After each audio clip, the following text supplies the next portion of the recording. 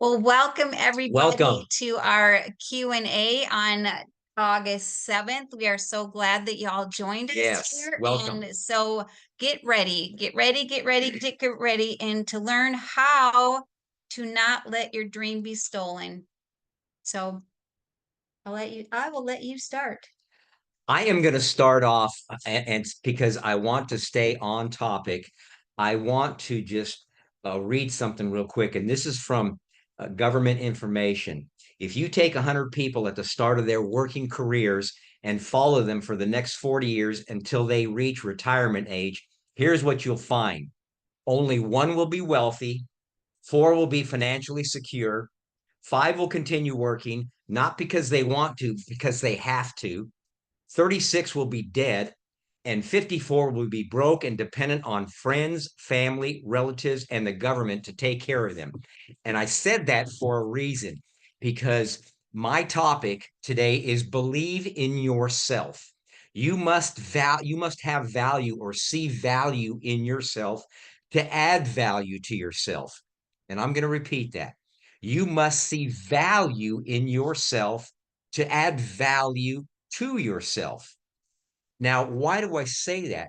Because what ends up happening when we're young, we have all these dreams and aspirations about what we're going to do.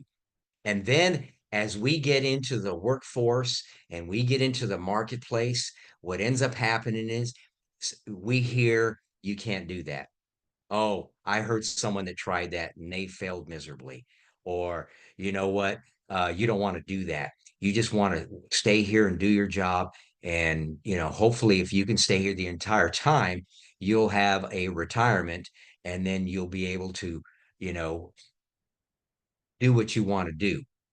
And so a lot of people play it safe, what I would call play it safe, and they lose that dream, they lose those desires, they lose those aspirations to be able to achieve what they've wanted to achieve. And I'll tell you right now that while you're building your business, you talk to yourself. I'm not saying you physically talk to yourself, but in your mind, you are saying you are talking to yourself. And when something happens that doesn't go as planned, then you start having some of those things called doubt. You start questioning yourself. And what happens is those thoughts can end up becoming your focus. And what is important to understand is that your self esteem is the most important driver of your personal behavior. Your self esteem, what you think of yourself, what you think about your ability to succeed, and it can go all the way back to your childhood. And I'm not here to indict your parents or to indict your siblings or anyone. All I'm saying is you become a product of what you've heard and what you've done and what you haven't done and the challenges that you've had from when you first became a being and into this world. So it's important that you build your self esteem. You have to guard your self talk. And I'm going to say that again. You must guard your self talk. Stop comparing yourself to others. Just because someone became a senior presidential director in 18 hours doesn't mean you have to become one in 18 hours. Okay? You cannot compare yourself to others. So stop doing that. It is important you do not do that. You go at your pace. It is important you do that. But one of the things that my wife and I have found out is that your growth, your self growth is a leading indicator, and the results of your business is what I call a lagging indicator. When your self growth starts moving in a positive direction, then your business growth will be a lagging indicator. That will be the result of your growth. And it's important to understand that. So your business isn't going to grow and then you grow. It's just the opposite. you're going to grow, and then your business is going to grow. So it's important to understand that. So stop comparing yourself to others. Move beyond your limiting beliefs. In other words, you don't say, I can't do that, or I haven't been able to do that. You start saying, I will do this. I must do this. When your wills or your wants become musts, you will achieve it. And you want to add value to others. That is a critical portion, because you may be stuck in such a way that you're going, well, I want to achieve this. I want to do this. But when your pursuit is to add value to others in anything, in what it is you want to accomplish or what you want to do in the world, when that happens, you will start seeing that it will add value to you when you are adding value to others. You want to do the right thing, even if it's hard or difficult. You want to practice a small discipline daily, a small one. And I'm not saying if you're having a difficult time doing talking to 5 people or 3 people a day, talk to one, talk to just one, and just open your mouth. Embrace a positive vision of yourself for your life and what you value. Practice a one-word strategy. And before you practice that one-word strategy, take and put as many positive words, take some time, sit down and write down positive things about yourself, and find one that you want to utilize that is going to essentially describe you. And it could be a word like, I aspire, or I am relentless, or I am giving, or whatever it is. That one word should describe you. And the last one is take responsibility for your life. Don't blame someone else. Don't blame, don't blame the government. Don't blame your spouse. Take responsibility for your life and actually thank them, because in many ways, what they have done has contributed to make the person that you are today. Even if you had a parent that was not very good to you, thank them. Thank them and say, you know what? Because of what you have done, you have made me and what I am today. And I want to thank you for that. Because we're not victors, We're victims. not We're victims. We victorious. are We're victorious. victorious. Yes. Yeah. And if someone would have told me that almost 3 years ago, I would be doing this Zoom, I would have said you're crazy. I can't even talk to people. How can I be on a Zoom teaching people, helping people? So, this business has made me from an introvert to an extrovert. Every time Margie and I go somewhere, she's always looking for me because I'm always talking to somebody. So if I can do this, anybody can do this. And you don't have to be perfect. You just have to open your mouth. And I love what Jim Rohn says, self-development. Work harder on yourself than you do your job, like Greg was saying, because when you work harder on yourself, everything else falls into place. Greg and I have started, we don't watch TV because I tell myself, is this going to get me to where I want to be? No, watching senseless TV is not going to get me to where I want to be. When I go to pull up Facebook, I say to myself, is this going to get me to where I want to be? No, it's not going to get me to where I want to be. And so that's my self talk that I do. And so then I focus on reading. Eric or Jim Rohn says leaders are readers. If you for me to sit down and read a book, I'm like, are you kidding? No, I love to read. I love to read. I started out with 5 pages a day.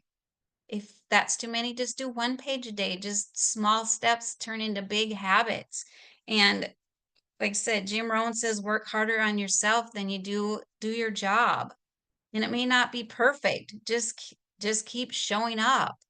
If you don't show up, nothing's ever going to happen. If you don't commit to anything, if you don't commit, nothing's going to happen. And then you lose your dreams. Dream big. Like Greg said, when you're little, you're like, oh, I want this car. I want this house. When you're little, you're unstoppable. But then as you grow up, people are like, oh, like Greg said, oh, don't do that. And how many times have you heard, oh, an MLM? they're a scam. Don't ever do them. Did you know that there's more millionaires in network marketing than there is in corporate America? Did you know that? And that book, that thing that Greg read out of the book, here's the book, the great book, Miracle Mornings. Um, and I lost my train of thought. You're What was doing I great. saying? I know, but I lost my train of thought. You were What talking was it? about the Miracle Morning. The Miracle Morning. This is live and not recorded. So, but work hard on yourself. It'll come back. If it was meant to say it, it'll be back. So, but if you don't, but don't be the one that doesn't commit and look back on your life and wonder, what did I accomplish? So just start with small commitments. And if you don't commit, nothing, if you don't commit, if you don't commit to yourself today, when are you going to start? And commitment is about not being perfect. It's about just starting. So just start. And like I said, if someone would have told me that I'd be sitting here on this Zoom teaching people, I never would have believed it. But here I am. And Eric Worre says, don't worry about doing it perfect. Just do it. And so when Charity asked, will you do the calls? I just do it. Figure it out later. I watched Jim Rohn, I watched Tony Robbins, I watched that. And since Greg and I have started working on ourselves, our business is going crazy. We just had a lady today call us who's been in for probably 2 years. And she's like, hey, I want to help my son. How do I get him signed up?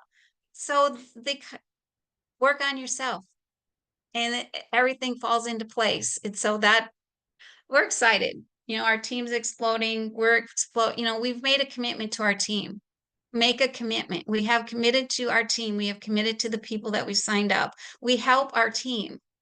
And so we just don't let them drift off. We are always here to help our team. If they want to grow and if they want help, we're here to help. We don't chase them down because like our brand partner, she's in our downline. She hasn't done anything. She was just using the technology and she loves the technology and now she's starting to share it with people. So that's One last thing, or there's actually two things that I want to talk about. One, I'm going to call desperation because, and this is something that I realize myself, and and when you're working your business, you want to ask yourself you want to evaluate yourself, do a little bit of introspection, because I thought to myself after talking to some people about or prospecting them and having them come to an opportunity meeting, I asked myself and I asked my wife, and I was wanting to critique myself, and I said, when I talk to them on the phone and are inviting them to an opportunity meeting, do I have or do I exhibit signs of desperation? Because people can read into your voice, people can read into your emotion and the way you talk to them. Do you have a sense of desperation? Because I know we generally have goals. We want to achieve so much by a target date. And sometimes what ends up happening in our quest to achieve that goal at that target date, we start getting, I won't use the word frantic, but we start getting to where we want to achieve that goal, and the our body movements and our voice inflection and everything we do can convey a sense that maybe we need them more than they need us. And what it's important to understand, folks, is that you have a product here, and it can do several things. It can do wonders for people's well-being, first of all, and it can do things for people's finances, for their financial stability. And that's the thing that I think is important to understand, is that we have something to offer that, quite frankly, others don't. when you put those two together, I call it a 1-2 punch, that you have something to offer people, and some will and some won't. And so you just kind of you go from there because it is their choice. And so I think it's important for you to do a little bit of evaluation and ask yourself, how am I coming across to the people I talk to? Am I coming across like I am desperate for them to come in? It's almost, you could almost compare it to fishing. If if you uh if you are trying to get something and you are not letting that hook get into the fish, then what's going to happen is it's going to get away. And you have to do it to where the fish is, you're baiting it and you want it to go after the bait. And we want, what we're looking for people to do is essentially say to themselves, is this my vehicle to get where I want to go and where I want to take my family? And that's really what you want them to be able to see, is the viability of this being a vehicle for them to go to Mhm. the next level, whether it be with their health, their well-being, or their finances. And that's really what it is. That's really that's really We, how I like see it. Charity always says, we have the cookie. We have the cookie. And so we aren't selling a product. I'm not a salesperson. Salespeople are usually pushy. We're not a salesperson. We're sharing an opportunity. We're sharing an opportunity to get people to get their life back. And if they choose to share it with other people, then that's what they do. But we are not selling anything. We are sharing, and what we have, they need. And so, and just keep that in mind, because people will say all the time to me, "Oh, I'm not a salesperson." I said, "Great." I said, "That's great, because we don't want salespeople. Share from your heart what this technology has done." I bet there's not one person on this call that hasn't heard testimonies or doesn't still hear testimonies that make you cry, how people's lives are changed. That's why we do what we do, because of how people's lives are changing. And how about the single mom that wants to stay home with her kids, and she doesn't have enough money to stay home with her kids, and she doesn't know when she's going to get groceries or pay the light bill? We have the cookie to help her get out of that, and to to help her in all those ways of staying healthy or getting healthy, and getting extra money. And so it's exciting what we have, and I'm so glad that the patches found us. I'm so David Schmidt is incredible, and we give him all the praises for this company. And so we thank you for this, and we're going to stop. Do you have anything else to add? Because I'm going to stop recording, then we're going to do Q&A. Did you want to do that demonstration as far as pointing, and you Well, don't have time? well, let Or you can just tell it's them, just well, tell them.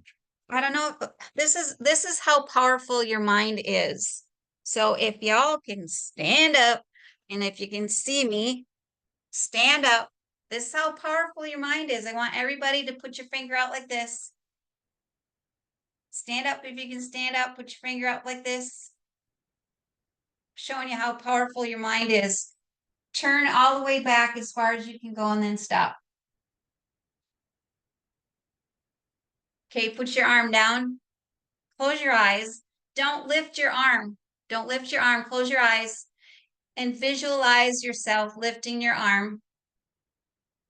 Visualize yourself going back as far as you can go in your mind, twisting like we just did. Visualize it. Okay, open your eyes. Lift your arm again. Now turn it back. Who went farther? Everybody. That's how that is. That just That's your is. mind. That's your mind. So when you hear your mind saying, "Oh, I can't do that," remember this little exercise Exercise. that we did. That's how powerful your mind is. You set your mind to it, you can do it.